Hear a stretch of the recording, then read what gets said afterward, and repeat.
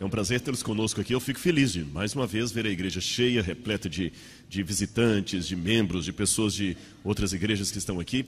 Você que está em casa também acompanhando através da internet, que o Espírito de Deus esteja com você, agora com sua família, seja aqui no Rio de Janeiro, seja em outra parte do Brasil, quem sabe até no exterior. Eu não sei aonde essa mensagem está chegando, mas eu espero realmente que ela fale profundamente no seu coração. Irmãos, vou pedir para colocar já o PowerPoint ali. Eu ontem fiz com vocês uma propaganda, né, do que nós iríamos falar hoje, que era sobre a crise do analfabetismo bíblico. Eu fui inspirado a já fazer essa propaganda ontem, porque eu fiquei positivamente impressionado com a participação das crianças aqui na leitura da Bíblia. Uma mãe chegou para mim e falou assim: minha filhinha já veio com a Bíblia aqui, mãe, hoje eu vou ler. Eu achei isso tão bonito, porque, infelizmente, nós carecemos hoje de uma profunda ignorância em relação a temas importantes, e entre esses temas, leia também o conhecimento da Bíblia Sagrada. Para você que está visitando, deixe-me dizer uma coisa. Eu tenho uma outra palestra, que não é essa de hoje, onde eu falo sobre por que eu creio na Bíblia. Não é o nosso assunto hoje. Hoje eu estou partindo do pressuposto que a Bíblia é a palavra de Deus. Nesta outra palestra, que eu não darei hoje, que eu trato do assunto por que crer que esse livro é um livro sagrado. Mas eu quero pincelar algo dessa outra palestra para você entender a importância do assunto de hoje. A Bíblia é um livro que você simplesmente não pode ficar neutro em relação a ele. Eu digo por quê. Se esse livro for falso, olha o desafio. Se esse livro for falso, ele é o pior livro de toda a história. Desculpe-me, não é com falta de respeito que eu digo, se a Bíblia for falsa, é o livro mais desgraçado de toda a história. Por quê? Porque imagina quantas mentiras não foram feitas em cima dela. Porque quanta coisa não é baseada. Eu vim aqui, o Cristo Redentor iluminado, todo bonito ali em cima. Por que fizeram um Cristo Redentor? Baseado numa história daqui. Porque de onde eu venho chama-se São Paulo. Por que tantas pessoas vão para Israel? Por que escavamos tanto? Por que estamos aqui nessa noite? Gastando investimentos, para que construir esse museu? Se esse livro for falso, quanta coisa não foi ensinada de maneira falsa e merece ser urgentemente corrigida. Por outro lado, porém, se esse livro for verdadeiro, é o maior livro de toda a história. O mais maravilhoso, o mais fantástico. Em outras palavras, se eu estou segurando um livro falso, sábio é aquele que o combate. Mas se eu estou segurando um livro verdadeiro, sábio é aquele que o segue. Perceberam a questão? Então hoje trabalhando com o pressuposto que eu estou diante de mim com um dos livros mais importantes da história, se não o mais importante, por que eu devo então me preocupar com essa questão da crise do analfabetismo bíblico? Deixe-me contar, para quebra-gelo dessa reflexão, uma historinha para vocês. Uma anedota.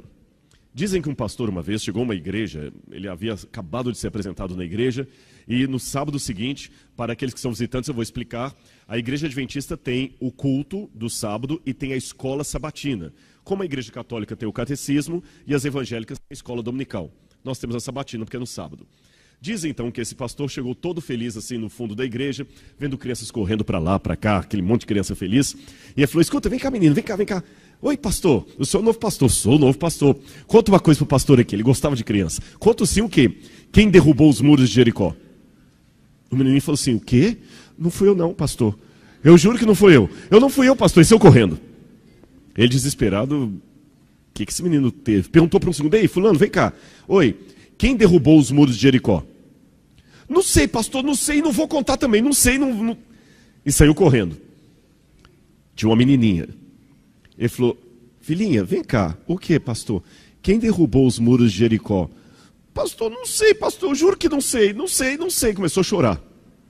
Ele preocupado com a situação, chamou a professora das crianças. E perguntou: irmã, pois não, pastor, eu estou com uma preocupação muito séria com as crianças. Mas como o senhor acabou de chegar, mas eu perguntei para 3 das suas crianças, quem derrubou os muros de Jericó? Aquele menininho, aquele outro e a menininha. Saíram correndo, disseram que não foram eles, que não sabiam quem foi. Ela falou: olha pastor, vou ser sincero com o senhor, aqueles meninos ali são meio bagunceiros mesmo. Mas aquela menina, você falou que não é ela, não é mesmo não, porque é uma menina muito séria. Preocupado, ele reuniu a comissão da igreja naquele sábado à tarde. e falou: irmãos, temos que trocar essa professora, alguma coisa está errada aqui. Por quê, pastor? E o ancião era marido da mulher, acho que ele ficou mais irritado por causa disso. Não, eu perguntei para 3 crianças de manhã, quem derrubou os muros de Jericó? A resposta que eu recebi que não eram elas, saíram correndo, que não sabiam quem era. Eu perguntei para a professora, não, realmente não deve ter sido aquelas crianças não. Irmãos, como é que a gente faz isso? O ancião pegou um cheque e falou: pastor, sem discussão, fala quanto que é esse muro que eu pago esse negócio aí.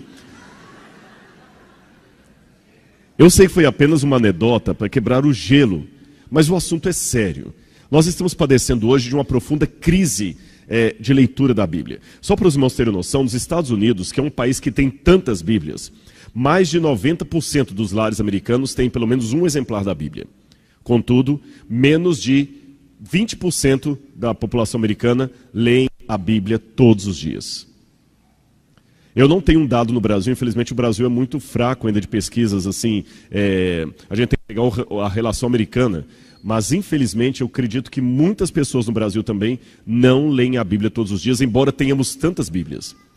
Só para eu ter uma noção do que eu estou falando, incluindo smartphones, tablets e a Bíblia impressa, quantos têm pelo menos um exemplar da Bíblia em mãos aqui nessa noite?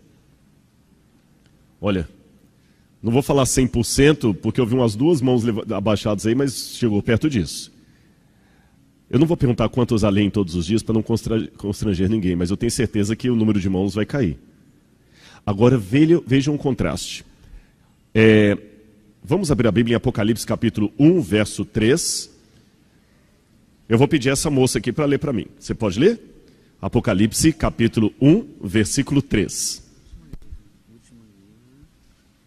Capítulo 1, isso, versículo 3. Preste atenção na leitura dela e vejam se vai estar um pouquinho diferente da de vocês. Bem-aventurado é aquele que lê os que ouvem as palavras dessa profecia e guardam as coisas que nela estão escritas, porque o tempo está próximo. Muito obrigado. Viu? Perceberam como ela leu? Eu vou repetir a tradução do que ela leu. Bem-aventurado aquele que lê e aqueles que ouvem as palavras da profecia desse livro e guardam as coisas nelas escritas, porque o tempo está próximo. A sua Bíblia, eu sei que algumas Bíblias estão diferentes, por causa da versão mais moderna, mas existe um detalhe especial que dá uma diferença marcante entre as traduções. Eu vou repetir a tradução dela. Bem-aventurado aquele que lê e aqueles que ouvem as palavras da profecia desse livro. Alguma Bíblia está diferente disso? Qual a diferença? Os que ouvem, eles guardam, né? Sim, mas só essa frase, bem-aventurado aquele que lê e aqueles que ouvem, obedecem. Mas não tem uma diferença de modo verbal aí não? De concordância verbal? Bem-aventurado aquele que lê e aqueles que ouvem. Não existe uma diferença de singular e plural aí? Como é que está na Bíblia de vocês? Ou de alguns aí? Em algumas Bíblias está bem-aventurados aqueles que leem e aqueles que ouvem. Na versão dela, bem-aventurado o que lê e os que ouvem. A diferença é que numa versão, todo mundo lê, todo mundo ouve. Na outra versão, um lê e os outros ouvem. Esta versão segunda é que está correta. No original grego, está bem-aventurado aquele que lê, singular, e aqueles que ouvem, no plural. Rodrigo, mas é uma diferença pequena, não é não. Sabe por quê? Sabe por que no original grego está bem-aventurado aquele que lê e aqueles que ouvem? O que vocês deduzem? Será que eles tinham tanta Bíblia assim para todo mundo? A Bíblia era tão rara e cara que a igreja cristã primitiva tinha às vezes só um exemplar ou um pedaço em que a pessoa teria que ler e os demais ouvirem. E muitas vezes as pessoas decoravam. Aliás, a Bíblia é muitas vezes feita de maneira mnemônica, ou seja, para facilitar a memorização. Se você pegar os Salmos, a poesia hebraica, ela é sempre em paralelismos. Sempre em paralelismos. A mesma ideia é repetida várias vezes. É como se eu dissesse, a menina era inteligente e bonita. Uma garota esperta e formosa. Eu falei a mesma coisa, menina, garota, inteligente, esperta, bonita, formosa. Você repete a mesma ideia várias vezes para facilitar a memorização, porque as pessoas não tinham acesso à Bíblia. Agora vejam que contraste.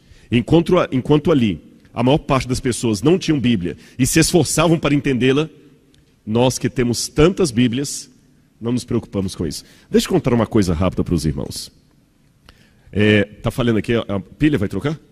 Eu percebi. Quer que eu pegue qual? O amarelo.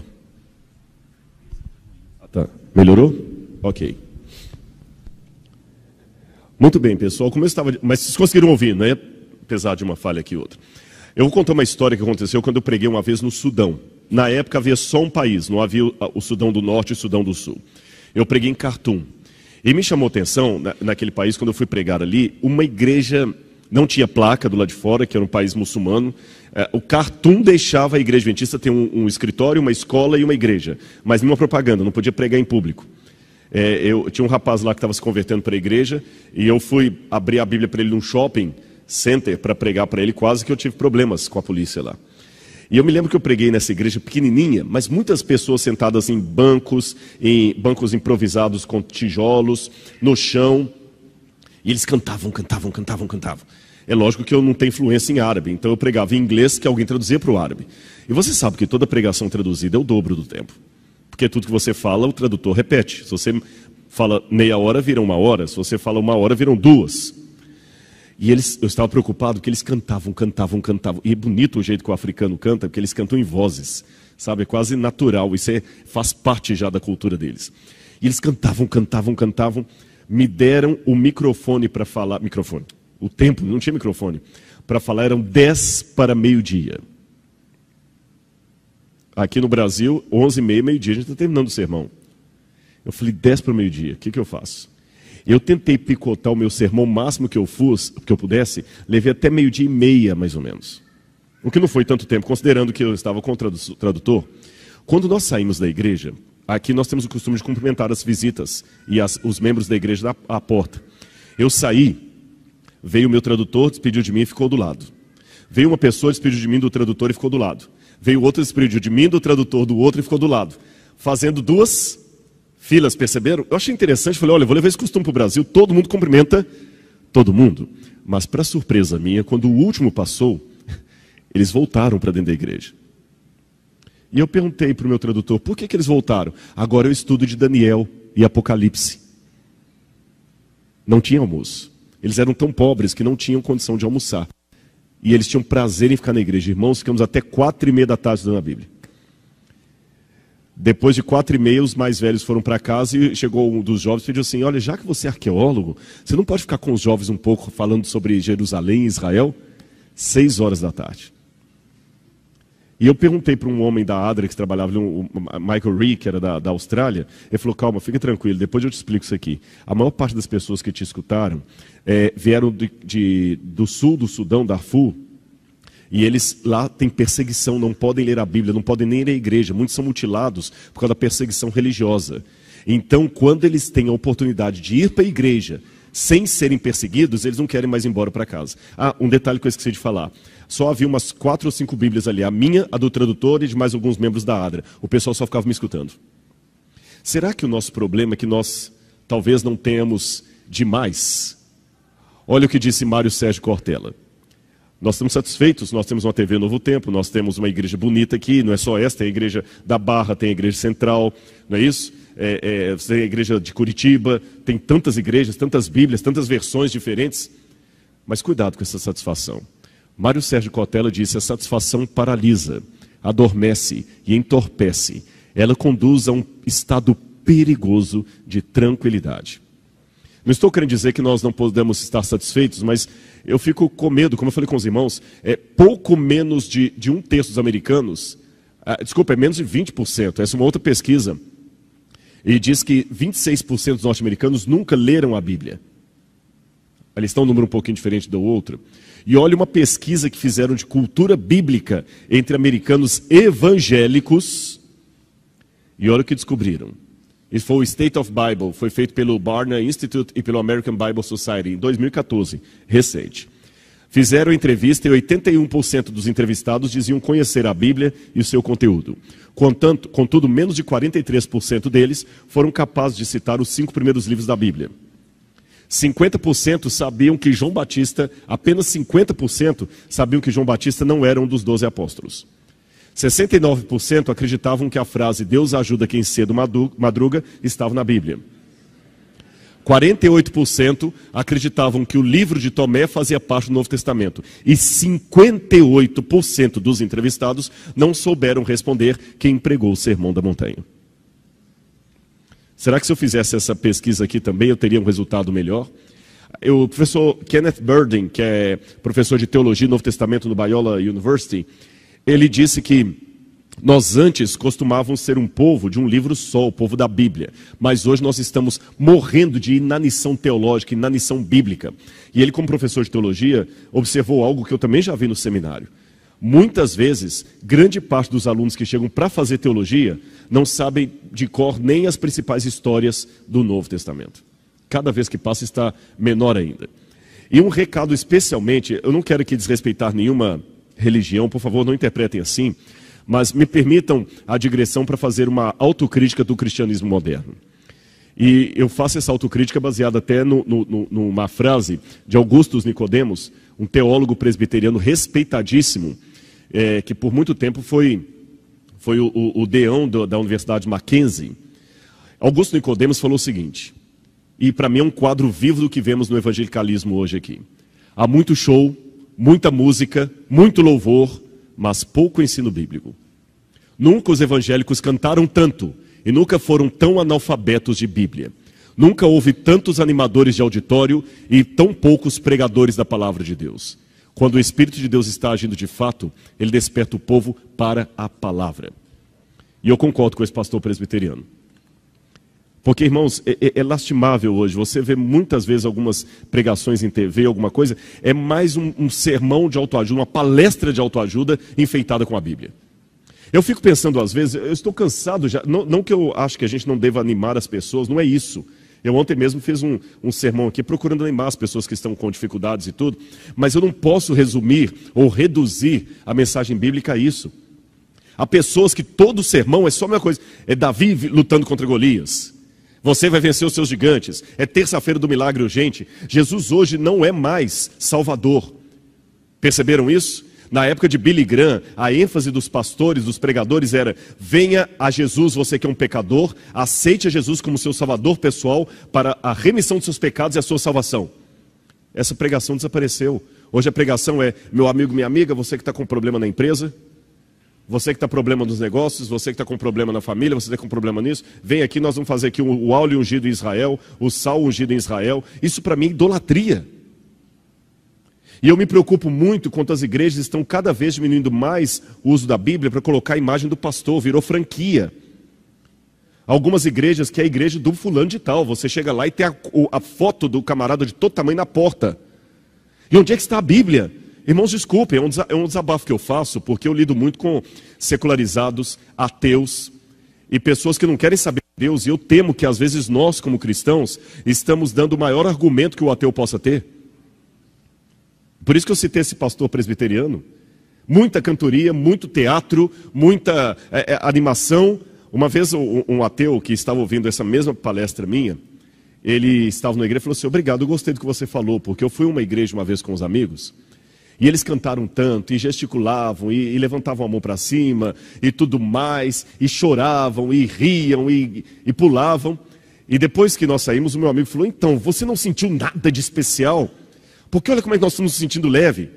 E ele falou assim: olha, posso ser honesto, não quero ofender vocês. Eu sou professor de educação física. O que vocês fizeram lá é apenas estimular os hormônios do humor, a endorfina, da alegria. Isso eu faço na academia, as pessoas saem do mesmo jeito, vocês gesticularam, pularam. Perceberam? Eu acho que a gente tem que mostrar a razão da nossa fé. Por que eu creio que Jesus Cristo é o Senhor? Qual a diferença entre Sansão e Hércules? Porque hoje a história de Sansão é contada de um jeito tão banal, só de autoajuda, que eu acho que quase dá para fazer a mesma coisa com a mitologia grega. Hércules lutou contra o leão de Nemeia. Hércules lutou contra os seus inimigos. Hércules realizou os seus 12 trabalhos e enfrentou os titãs. Por isso Hércules conseguiu um lugar no topo do Olimpo, ao lado de Zeus. Você também hoje deve ser um Hércules. Qual é o leão de Nemeia da sua vida? Mas eu acho que a Bíblia tem que ser algo mais do que a mitologia grega. Ela tem que ter um poder que os mitos não têm. Por isso eu tenho que dar enaltecimento à palavra de Deus. A palavra de Deus. E, irmãos, o cristianismo está perdendo o conhecimento da Bíblia. Eu sei que a Bíblia fala em Oséias capítulo 4, verso 6, é um texto conhecidíssimo. O meu povo perece por falta de conhecimento. Hoje, aproveitando o gancho que teve uma novela recente aí sobre os 10 mandamentos, na Bíblia diz que Moisés chegou um dia para Faraó e falou assim: ó Faraó, o povo de Deus é escravo no Egito. Eu tenho uma ordem de Deus para você, Faraó. Deixe o meu povo ir. Eu diria que se fosse hoje, o imperativo de Moisés seria um pouco diferente. Se Moisés se reerguesse hoje contra os faraós modernos, talvez ele não falaria, deixe o meu povo ir. Ele diria, deixe o meu povo saber. Porque a escravidão egípcia de hoje é a falta de conhecimento da palavra de Deus. Não é deixe o meu povo ir, é deixe o meu povo saber, deixe o meu povo conhecer. Agora que contraste. Uma pesquisa mostrou que 77% dos americanos acreditam que a maior parte dos valores americanos estão em declínio, estão tendo problemas morais na América. E 25% deles acreditavam que era falta justamente de entrosamento de questões temáticas espirituais, religiosas, inclusive a Bíblia. As pessoas não estão conhecendo a Bíblia hoje, não estão conhecendo a palavra de Deus. E para você, agora eu vou pedir licença aos visitantes para também lavar uma roupa suja em casa. Você que é adventista, você que é jovem que nasceu na igreja, por que você acredita no que acredita? Só porque seu pai e sua mãe falaram? Eu vou dizer uma coisa muito séria. Enquanto você não trabalhar sinceramente com a possibilidade de estar errado e vencer essa possibilidade com argumentos lógicos, o máximo que você pode fazer dizer que está acostumado a pensar assim. Existe uma diferença entre crer e estar acostumado a pensar daquele jeito. Você crê ou você está repetindo o que todo mundo fala? A fé dos seus pais é a fé dos seus pais. Se você não tiver a sua fé, a fé dos seus pais não vai poder te ajudar muito. Porque a fé deles é deles. Você tem que desenvolver a sua relação com Jesus, a sua fé, saber por que você crê no que crê. Qual é a razão da sua fé? Mas eu sei que, continuando no rumo que eu estou, alguém pode falar assim, Rodrigo, desculpa, você está sendo muito dramático. O problema hoje não é a falta de cultura hoje, não é um problema só da Bíblia. Eu sou professor, talvez alguém diria aí, hoje o problema de cultura é geral, as pessoas não conhecem só a Bíblia, elas não conhecem a história do Brasil, elas não conhecem matemática. Você está atribuindo um problema social da Bíblia, que na verdade é muito mais amplo do que a Bíblia. Será? Será que... Eu quero pedir uma licença, antes de eu pedir isso aqui, deixa eu me perguntar, quantos aqui são educadores ou lidam com a área de educação? Quantos são professores? Vários aqui. Eu vou pedir licença para falar uma coisa completamente não ortodoxa aqui, e espero não receber pedrada de vocês. Quando os professores... Eu sou professor também, viu? Sou professor também. Quando os professores dizem que o problema hoje é a falta de cultura, que os jovens não são cultos... no passado também fazia esse discurso. Por exemplo, hoje não incentiva mais a leitura dos clássicos. Hoje não se lê mais Machado de Assis, Dostoiévski, Shakespeare. Não se leem mais os clássicos. As pessoas não conhecem, não se leem. Fala de Nietzsche, mas ninguém lê Nietzsche. Não se leem os clássicos. Mas hoje eu mudei um pouquinho o meu discurso. A pergunta que eu quero fazer para os educadores é o seguinte: será que o problema realmente é a ignorância absoluta? Será que existe mesmo ignorância absoluta? Eu vou explicar o que eu quero dizer. Me chama a atenção que o nível de conhecimento cai, mas o nível de letramento digital aumenta. Será que o seu aluno realmente é inculto? Eu vou explicar melhor o que eu quero dizer. Vocês lembram que John Locke, nos tempos dele, dizia que o ser humano é tábula rasa, folha de papel em branco, que o que você colocar na cabeça da criança, fica. Você sabe que os pedagogos hoje não acreditam mais assim. A criança não é mais folha de papel em branco. Quando você recebe o aluno em sala de aula, ele já traz um conhecimento prévio de casa. Ninguém é folha de papel em branco. As pessoas já conhecem algo. Aliás, vocês sabem que a pior injustiça é chamar, a palavra mais errada que usamos é chamar os estudantes de alunos. Sabiam disso? Sabe o que significa a palavra aluno? Sem luz, alumni. A gente ainda chama os estudantes por uma palavra que está desatualizada, porque aluno sem luz reflete essa época em que acreditavam que o ser humano nascia como tábula rasa, folha de papel em branco. Hoje os professores sabem que não. O aluno já traz muito conhecimento de casa, conhecimento prévio, mesmo as criancinhas. Você pensa que não? Estão atentos a tudo. Agora, então, se é assim, eu tenho a ideia, meus amigos professores, educadores, que o problema hoje não é a falta de cultura. Pelo contrário, não existe falta de cultura. Existe cultura inútil e perigosa. Hoje nós vivemos uma época de muitos doutores ou doutorandos em cultura perigosa e inútil. Pergunte para um jovem o nome dos 12 apóstolos, ele não sabe dizer. Mas pergunte para ele todos os personagens do Game of Thrones, ele sabe. E para sair um pouquinho da Bíblia, pergunte para ele a tabela periódica, ele não sabe. Mas pergunte o nome de todos os clássicos do futebol, ele sabe. Por isso que eu coloquei esse slide bem a propósito aqui. O doutoramento em estupidez e cultura inútil. Não sabe nada sobre a história do Brasil, para citar o conhecimento secular. Não sabe nada sobre economia, sobre a política. Digo, além daquilo que a TV apresenta. Mas ele sabe tudo sobre Big Brother Brasil. Ele sabe tudo sobre quem ganhou o campeonato, quem saiu. Ele não conhece praticamente nada de Dostoiévski, nada de Freud, nada de Sócrates, mas ele sabe tudo da vida de Ronaldo Gaúcho, de Neymar. Cultura inútil. Hã? Jogador de futebol. Mas veja bem, e o conhecimento que vale a pena? Cultura inútil. Aqui essas revistas que saem assim, olha, Xuxa revela segredos mais íntimos. Nossa, eu tenho que ler essa revista. Não, eu acho incrível como é que a mídia pega um besteirol, uma cultura que não vai me acrescentar nada, e vende. Eu lembro da comportagem, era a dificuldade de vender revista Vida e Saúde. Ninguém tinha tempo, mas revista caras. Aí vem lá a manchete assim, né? Fulano de tal é fotografado no aeroporto ia falar Guarulhos. Santos Dumont, fulano de tal é flagrado no aeroporto de Santos Dumont andando de mãos dadas com sua namorada. E eu aqui preocupado com a alta do dólar. Conhecimento inútil. E jovens, sabe por que eu estou... Não estou falando que você tem que ser um nerd agora, não pode ter um pouquinho de conhecimento popular. O problema é que a sua mente... Você está acostumado com o computador mais do que eu. Você já nasceu numa geração de internet. Você sabe que quando você começa a colocar muita coisa no computador ali, ele vai ficando mais lento. Você vai enchendo o seu celular de foto, tem uma hora que ele para de tirar foto. Por quê? O espaço do HD, do Winchester, da memória, como você quiser chamar, ele tem limitação. Essa coisinha que está aqui na sua cabeça, também chamada cérebro, também tem limitação. Se você fica enchendo de lixo, você não vai ter espaço depois para raciocinar com coisas que são importantes. Especialmente o conhecimento que vai trazer a salvação para você.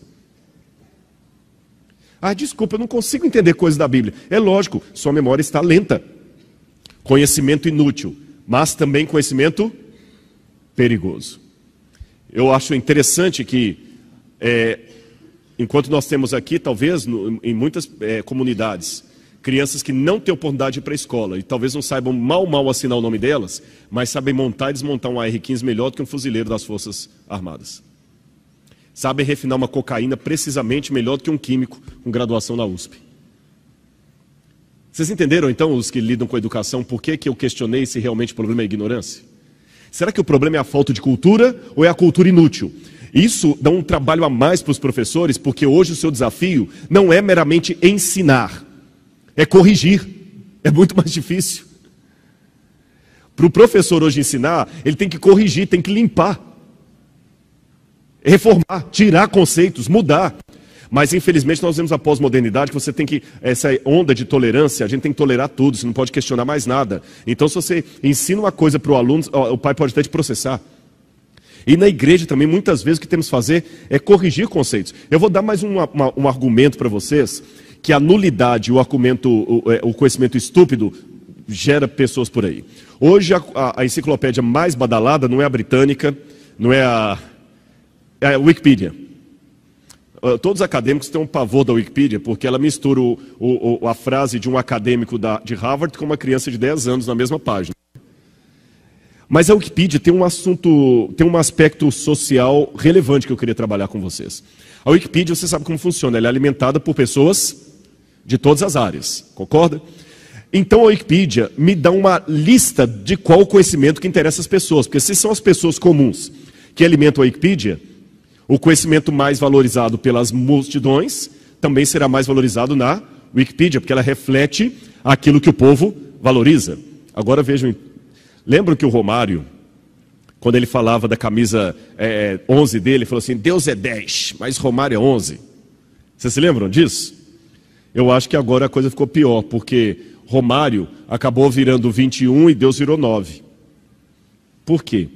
Se você olhar a Wikipedia, você tem 1000 palavras, só para falar dos 1000 gols de Romário e tudo mais, você tem 21.000 palavras no verbete Romário. Olha depois na Wikipedia. É lógico que ela sempre modifica, né? Mas olha, quando eu fiz essa pesquisa, você tem 21.000 palavras no Wikipedia falando sobre Romário e apenas 9.500 palavras falando sobre Deus. Romário é um assunto mais importante do que Deus. Sobre a Mona Lisa e o renascentismo, você tem 16.000 palavras.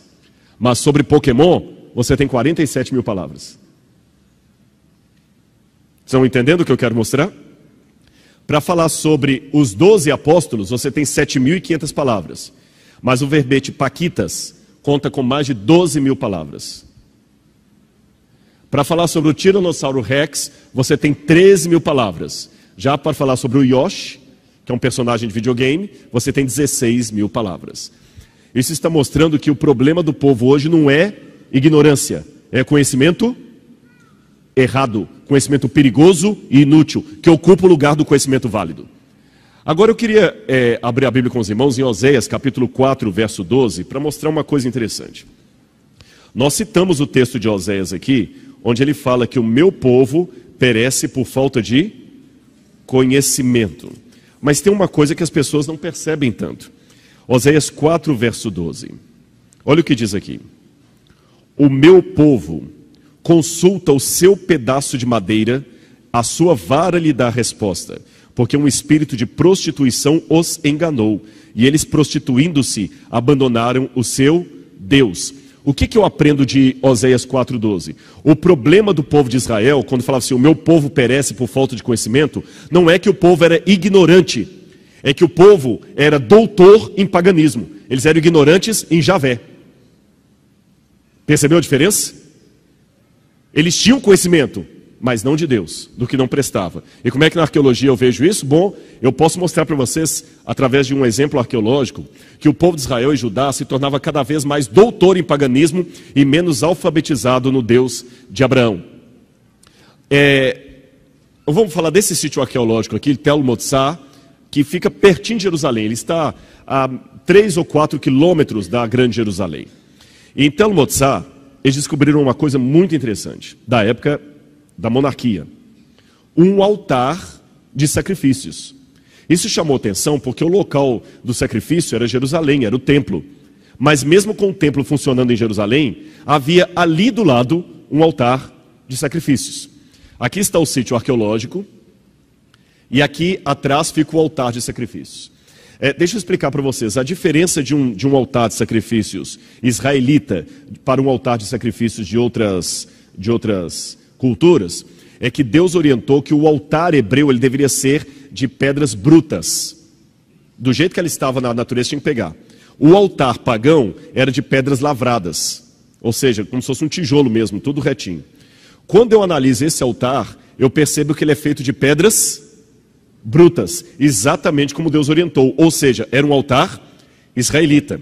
Se eu encontrasse só esse altar, pequeno, simples, eu falo, olha, o pessoal aqui seguiu aquilo que Deus ordenou. Porém, olha o que chamou a atenção. Junto ao altar, várias estatuetas. Você sabe, uma das coisas que marcam um sítio israelita é o fato de não encontrar ali estatuetas, ídolos. Mas olha quantos que encontraram ali. Olha a quantidade. Sincretismo. Eles faziam por um lado o que Deus mandava e faziam por outro o que Deus detestava. E esse sincretismo fascinava o povo de Israel tanto. Vocês estão notando, que animal é esse aqui? Conseguem perceber? Um cavalo, é uma besta de carga. Uma das divindades que mais chamava atenção naquela época era Áshera. Áshera era a esposa de El, da família de Baal. Da família de Baal. E olha esse achado arqueológico aqui, que incrível. Alguém desenhou, isso aqui é datado do século X a.C. Alguém desenhou aqui 3 personagens e escreveu em hebraico aqui em cima, para Yahweh, o nome de Deus, para Yahweh e a sua Áshera. O que vocês perceberam? Se Baal tem uma esposa, se El tem uma esposa, o que está faltando no nosso Deus? Vamos colocar uma esposa para ele ficar mais popular. Criaram uma esposa para o Deus de Israel. E isso me acho tão interessante que essa Áshera, essa aqui são alguns exemplares de Áshera que nós temos no Museu do UNASP. Isso aqui faz parte do acervo do Museu do UNASP, original. Áshera, às vezes aparece com a cabeça de um pássaro, às vezes com a cabeça de uma mulher. E ela tem os seios bem destacados e segura os seios, porque ela era uma deusa da fertilidade, usada na agricultura. Então todo mundo gostava, era moda adorar a Áshera, ou Astaroth também que aparece. Então criaram uma forma de tornar o judaísmo mais simpático aos vizinhos pagãos. Mas eu não terminei ainda. Às vezes, Áshera aparece montada numa besta de carga. Por isso que eu mostrei para vocês aquele slide anterior lá da besta de carga. Mas vamos juntar as peças do quebra-cabeças. Áshera era a esposa de El, da família de Baal. E ela às vezes aparece montada numa besta de carga. Uma mulher montada numa besta. Mas tem mais um detalhe. Áshera era uma prostituta cultica. Isso faz vocês se lembrarem de alguma coisa do Novo Testamento? Uma mulher prostituta montada numa besta? O que lembra para alguns aí? Apocalipse. A imagem do povo de Deus é justamente a da prostituição do povo de Deus. João vê uma mulher prostituta montada numa besta. Viram de onde que João tirou aquela imagem? Deus trabalhou do conhecido para o desconhecido. Como João sabia que no Antigo Testamento a mulher montada na besta era símbolo da apostasia do povo de Deus, Deus usou essa imagem para dizer que isso iria se repetir. E hoje nós estamos com problemas de sincretismo também, de apostasia das coisas que Deus orienta.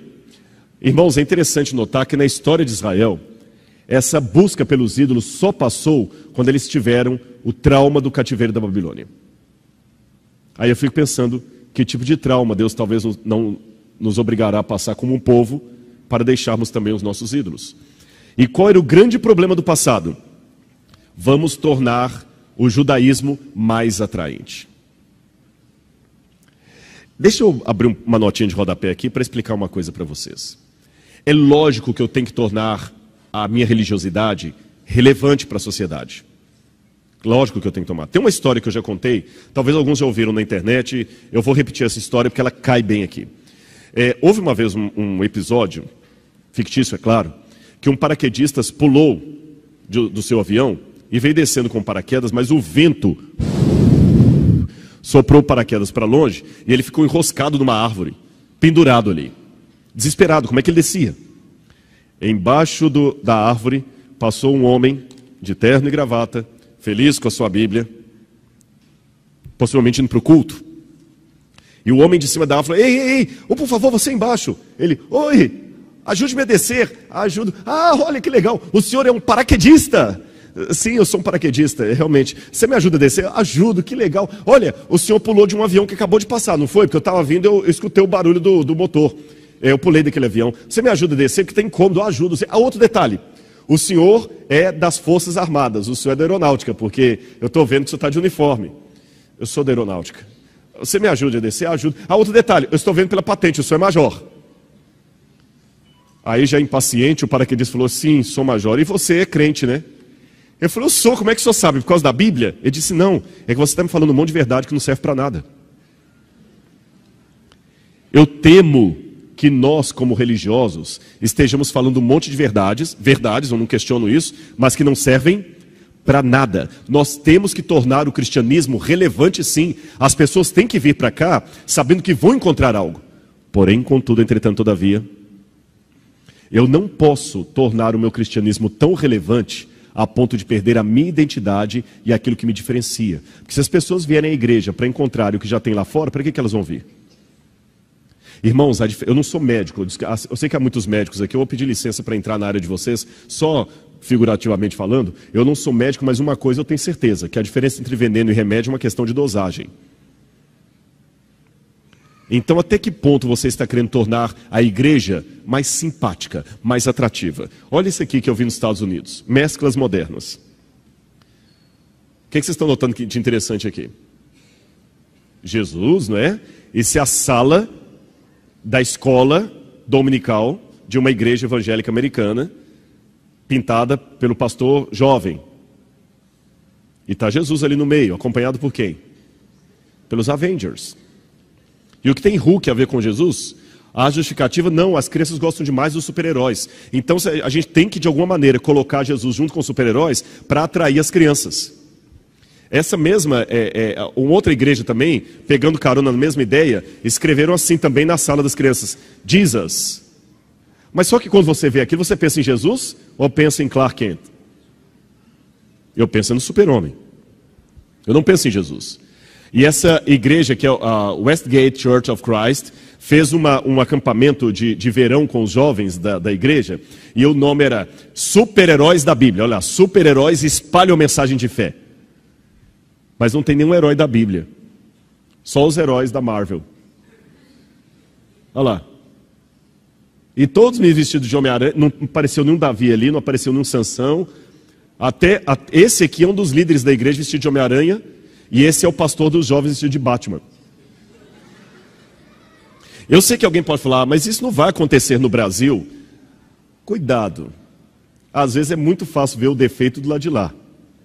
E eu também tenho receio daquele argumento que se dá às vezes na igreja, que é o argumento da estética. Ah, mas isso é bonito. Eu não quero aqui dar palestra sobre música, porque eu não sou músico, vocês nunca vão ver uma palestra sobre música minha. Porque se sentar no piano ali, eu não sei o dó central. Então, para que eu vou falar de uma área que eu não domino? Eu vou falar bobagem aqui. Mas eu fico preocupado com algumas argumentações. Ah, não importa o estilo da música, não, o que importa é que seja bonita, que toque as pessoas. E tem que tocar. E quanto mais legal, será? Eu lembro da história de Caim e Abel. 2 altares. Um altar de frutas, coisas da terra, e um altar com animal sacrificado. Qual dos dois era mais bonito? De frutas, claro. Mas Deus criou o altar de Abel. Eu tenho que aceitar o desafio de aprender a trocar a estética pela ética.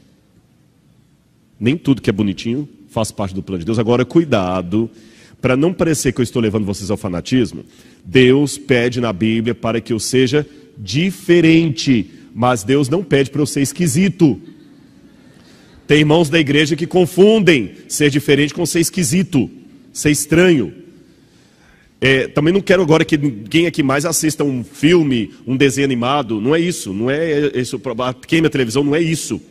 Freud, vocês sabem que ele ensinava para os alunos dele que o charuto, às vezes, era uma reminiscência do inconsciente a respeito do seio da mãe. Mas havia às vezes que os alunos ouviam fumando um charuto e falavam, mas professor Freud, isso não, calma, há momentos em que o charuto é apenas um charuto. Então é lógico que você tem momentos que você sabe que assistir um filme é só assistir um filme. Lembra o que eu falei? A diferença de veneno e remédio é uma questão de dosagem. Não é o cachorro bater o rabo, é o rabo bater o cachorro. Então tá bom, Rodrigo, se o problema é uma questão de limite, qual é o limite? Para eu não ser um crente assim desatualizado e ao mesmo tempo não perder os meus princípios. Bom, primeira coisa que eu sugiro à igreja, cuidado. Estar em contato com a cultura é uma espada de 2 gumes. O que atrai um pode ofender o outro, então muito cuidado. Tá certo? Não é porque aquele música atrai um tipo jovem que eu vou botar aqui agora o pessoal com uma banda, uma roda de samba aqui, para atrair o pessoal da Mangueira. Agora, também devo estar sempre alerta contra o orgulho. Isso é uma coisa mais para nós pregadores. Será que o pastor que quer usar, às vezes, assim, uma roupa muito jovem, ele está usando realmente para atrair os jovens ou por uma questão de vaidade disfarçada? Essa é uma autoanálise que eu, como pregador, porque às vezes o pregador pode ter a vaidade. Vocês entendem, né? Exibir um determinado... Não, é só para atrair os jovens. Mas, na verdade, é uma maneira de ser como é que chama aqueles homens vaidosos? Esqueci o nome que se usa. Hã? Metrosexual. Eu sou um pregador do evangelho. É lógico que a gente tem que andar bem vestido. Eu sei que uma visita vier aqui, se eu tiver com a gravata roxa, uma camisa amarela e um terno do meu avô de bolinhas, você não vai conseguir prestar atenção no que eu estou falando, porque o meu terno não vai deixar. Bom gosto, não é isso? Porém, tudo tem seu limite. Outro detalhe, cuidado ao fazer o cristianismo mais relevante, em lembrar que muitos princípios do evangelho estão extremamente fora de moda. Nem pense em se tornar um servo de Deus se você quer soar razoável para a maioria das pessoas ou se você quer influenciar um grande grupo de pessoas com suas ideias. A proclamação da cruz é loucura para uma grande parte da comunidade artística. Devemos amar mais o Salvador do que o nosso respeito pelo outro. Eu devo respeitar o jeito de cada um vestir, mas eu tenho que amar mais do que o Salvador falou. E eu não devo desprezar os nossos irmãos e irmãs de forma nenhuma. Irmãos, isso é um dado histórico que eu tenho.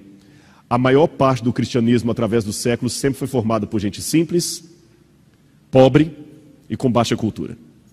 Quando você pega as catacumbas de Roma, você analisa os grafites que os cristãos primitivos escreviam lá, havia tanto erro de concordância de grego e de latim, que era a língua deles, que você vê que a maioria das pessoas eram semi-analfabetas. Mas essa maioria dos cristãos, com um ar até de breguice, de simplicidade, são os meus irmãos. São eles que sustentam a igreja. Então também eu não posso agora, em nome do evangelho ao pós-moderno, menosprezar essa grande parte da igreja que é constituída de pessoas simples. Vocês estão compreendendo o que eu quero dizer? A igreja é feita por leigos. Leigos. E é isso que trouxe essa igreja através dos séculos até aqui. Então temos que ter tudo resolvido, organizado, sim.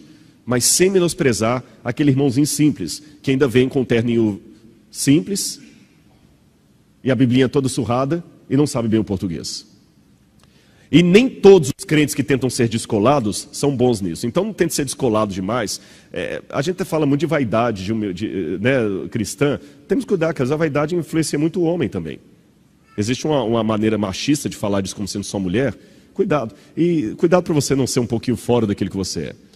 E ser como a cultura pode tornar mais difícil enxergar o evangelho. Porque quanto mais eu entendo o mundo e a sua definição do que é atraente e legal, menos eu devo me sentir atraído por ele. Porque os valores do mundo são outros. E aprenda também a viver com o mínimo de diferença social. Os encontros e as convivências culturais hoje são inevitáveis. Por exemplo, por que eu coloquei aquela foto ali? Eu sei que a igreja tende a ser conservadora, mas não devemos fazer um conservadorismo barato. Quando eu era criança, eu lembro que tatuagem era uma coisa detestada.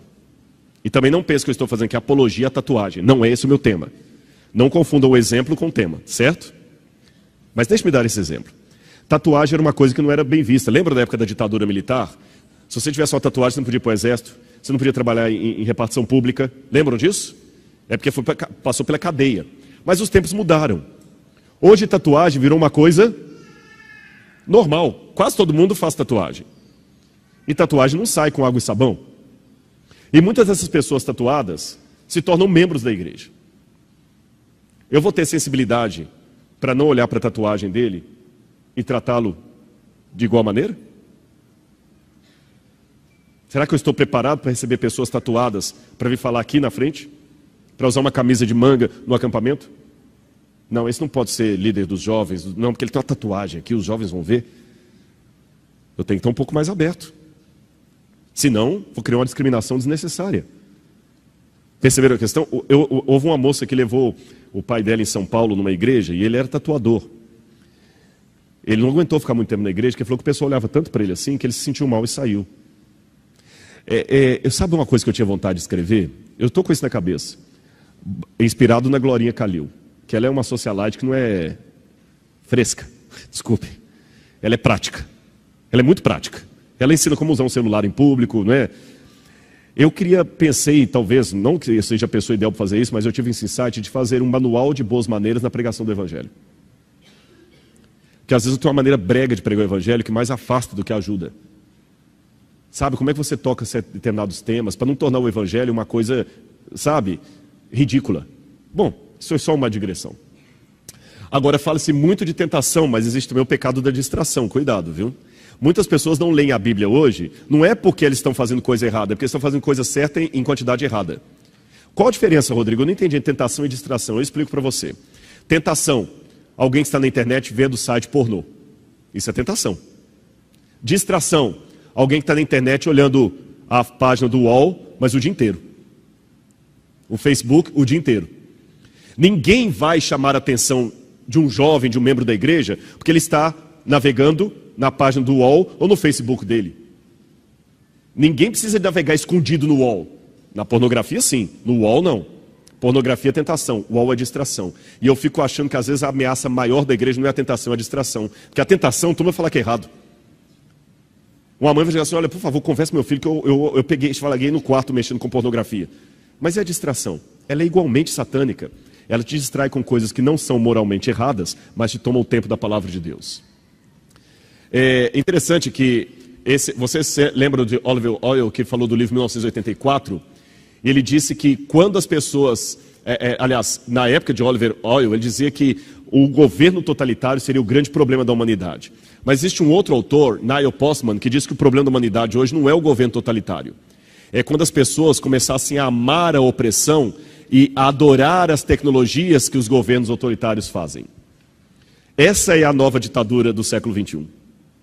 Eu tenho um também. Mas será que eu não amo isso aqui mais do que a minha vida? Perceberam a questão? O problema não é ter. O problema é colocar isso aqui como uma coisa que você não pode viver mais sem isso. Bom, prioridades hoje. Gasta-se muito tempo naquilo que é importante, não tem tempo para aquilo que é essencial. Gasta mais tempo assistindo televisão do que memorizando a palavra de Deus. Mais tempo em redes sociais do que lendo a palavra de Deus. Mais tempo jogando videogames do que estudando a palavra de Deus. E por que é importante estudar a Bíblia? Simples. Porque a Bíblia que vai te conduzir à fé, Romanos 10, 27, é a Bíblia que vai produzir o conhecimento necessário para o crescimento cristão. E a Bíblia é importante para guardar a verdadeira doutrina. E como estudar a Bíblia, já que ela é tão importante? Simples. Procure um lugar, horário, tempo de início e tempo de término. Se você só tem 15 minutos, que sejam 15 minutos. Leia com calma, medite, deixe Deus falar com você. Tenha um plano de estudos e metas a cumprir. Invista em ferramentas de apoio para os seus estudos. A igreja tem publicado, livros, lição da escola sabatina. Às vezes as pessoas fazem perguntas de Bíblia que se ela estudasse a lição, ela saberia melhor. E a melhor maneira de aprender é ensinar. Quanto mais você falar daquilo para os seus filhos, você vai mais aprender. E não esqueça o lado espiritual. Você não está lidando com um livro qualquer. Agora, quando e onde começar? Durante a infância.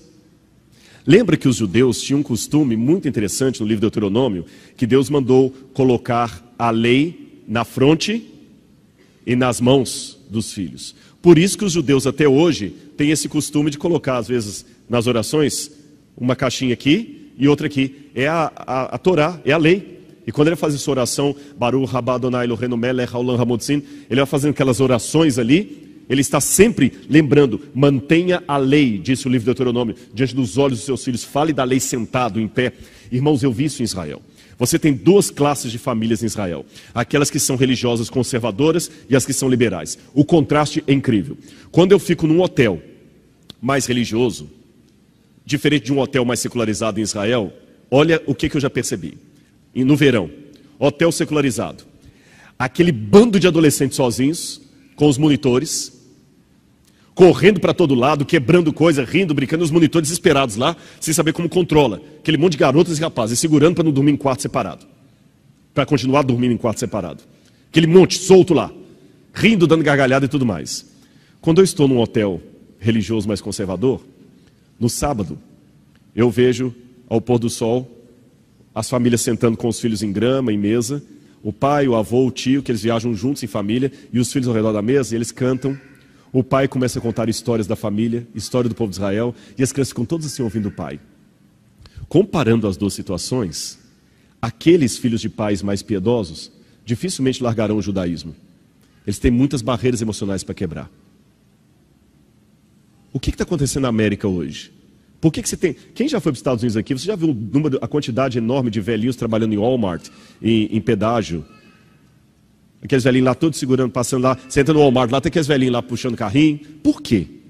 Eu pensava antes que era problema que a aposentadoria americana não dá para sobreviver. Solidão. O que a cultura americana ensina e está passando para o Brasil? O pai não tem tempo para o filho, porque ele tem que comprar muita coisa para comprar o Nike do filho. Ele não tem tempo para o filho, porque tem que comprar o Nike do filho. Aí ele trabalha, a mãe também trabalha. A criança vai para a escola lá, período integral, mais ou menos das 8 horas da manhã até as 4 horas da tarde. Quando chega no Summer Holidays, que é o período do verão, o pai não tem tempo, manda o filho para acampamento, igual a sessão da tarde. Não tem tempo.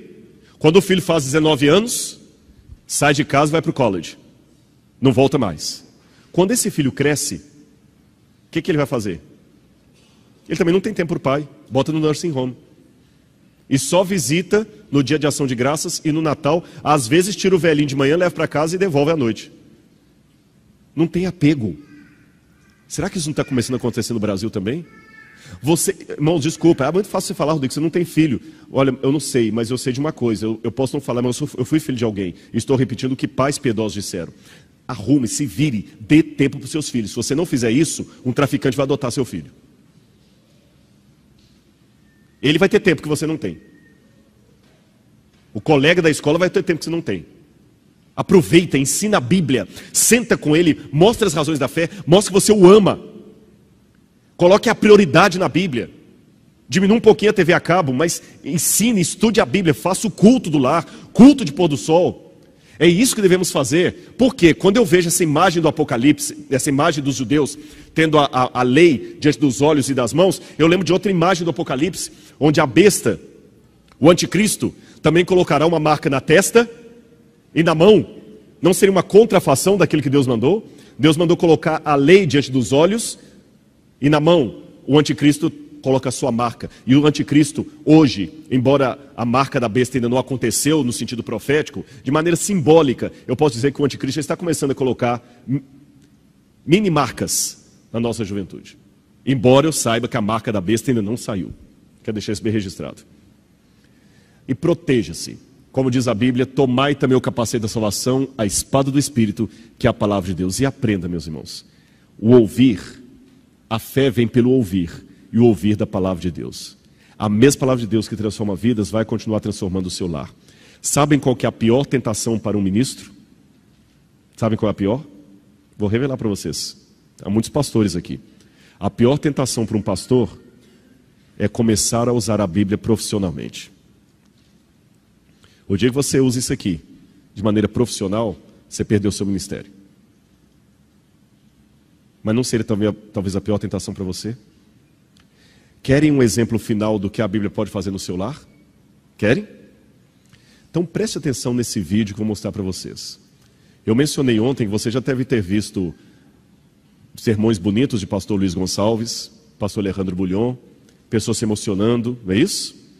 Você imaginou um sermão tão poderoso quanto o de Luiz Gonçalves, pregado por uma garotinha pequenininha, que faz um apelo em rede nacional, e uma criança aceita o apelo e se emociona?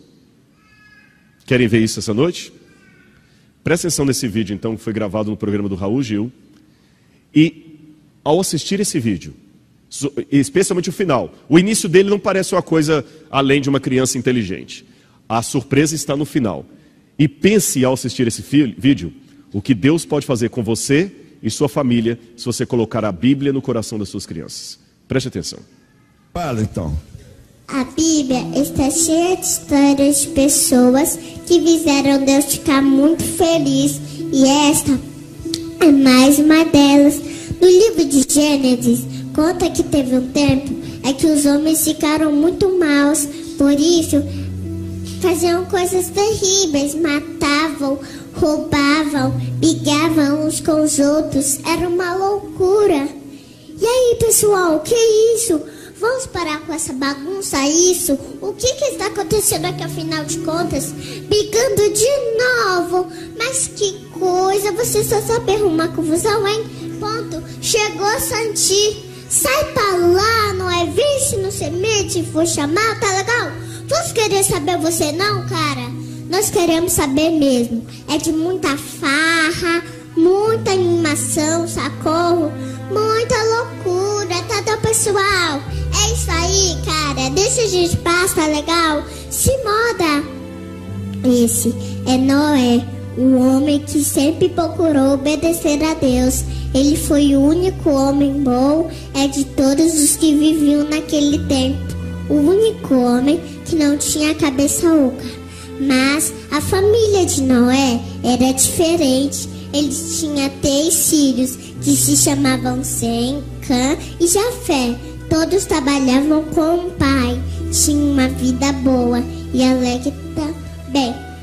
E choveu muitos dias, até que a água cobriu casas, montanhas, tudo.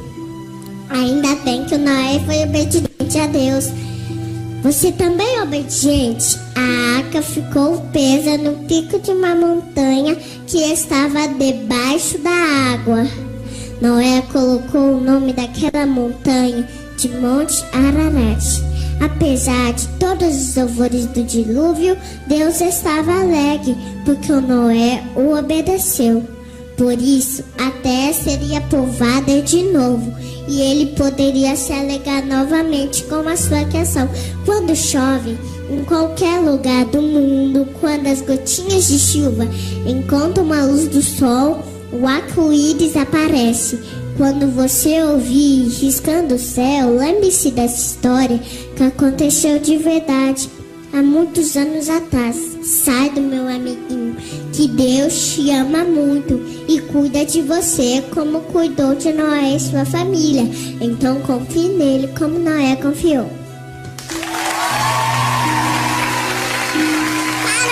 Agora que vem a surpresa. Veja o que vai acontecer. Gostei, hein?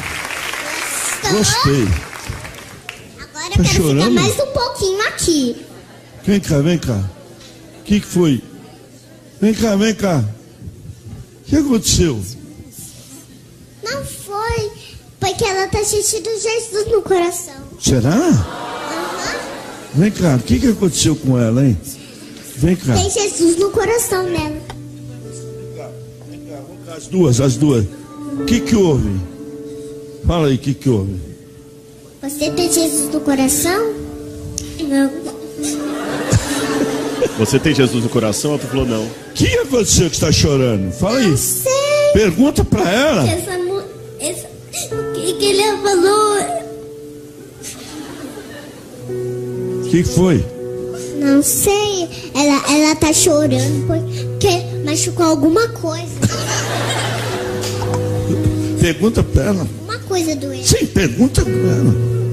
Porque ela falou que aconteceu? Legal. Parabéns.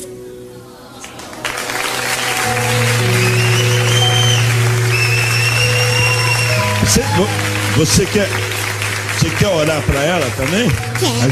Ajoelha aí que ela vai orar para você. Atenção, fala no microfone. Querido Papai do Céu, abençoe a Yasmin, dê a ela muita saúde, paz e muita felicidade para ela e para a sua família. Em nome de Jesus, amém.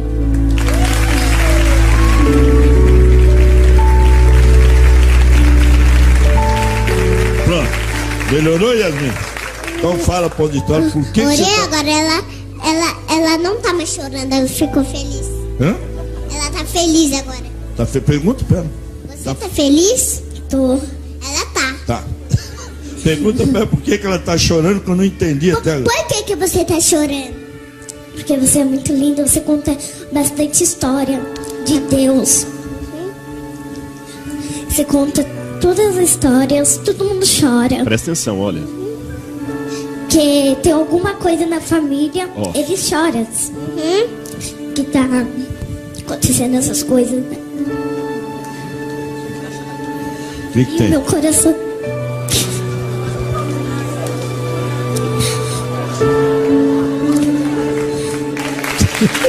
Obrigado. Eu acho que já foi o suficiente, vocês entenderam, né? Não é radicalismo. Mas eu tenho certeza que essa menina não tem muito tempo para ficar assistindo Hannah Montana, Disney Channel. Os pais devem ter investido mais em coisas espirituais e eles mesmos devem ter sido espirituais. Vocês viram a outra? A outra queria aquilo também, se sentiu tocada. Se isso não for o Espírito Santo, eu rasgo meu diploma de teologia. Eu termino a minha mensagem aqui contando uma história para vocês. Um casal, uma noite, resolveu estudar a Bíblia por conta própria. E depois da primeira leitura, o homem virou para a mulher e falou assim: mulher, se esse livro estiver certo, nós estamos errados. Na segunda noite que ele estava lendo o livro, ele falou assim: mulher, se esse livro estiver certo, nós estamos perdidos. Mas na terceira noite, ele concluiu agradecido: se esse livro estiver certo, nós podemos ser salvos. E eu tenho certeza que esse livro está salvo, que está certo. E você pode ser salvo pela mensagem que ele traz. Que Deus abençoe a cada um.